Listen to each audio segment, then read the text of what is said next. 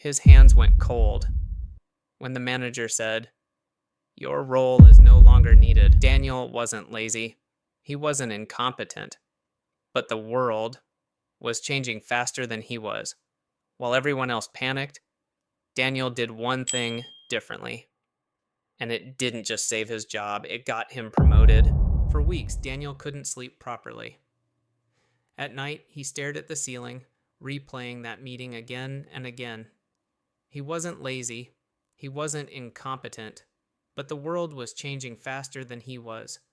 Artificial intelligence was writing reports, designing presentations, answering customer messages.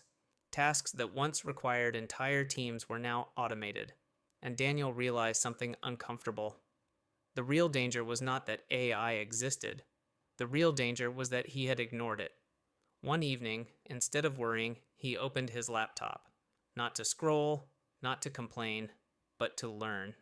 He started small, free tutorials, beginner guides, simple experiments. At first it felt confusing, but slowly patterns began to make sense. He started using AI to improve his own work. Reports that took hours now took minutes. Research became faster. Ideas became clearer. Instead of being replaced by technology, he became more valuable because of it. 3 months later, when the company restructured roles, Daniel was not removed. He was promoted, not because he was the smartest person in the office, but because he adapted first. AI didn't destroy his career. Hesitation almost did. The future belongs to those who prepare for change.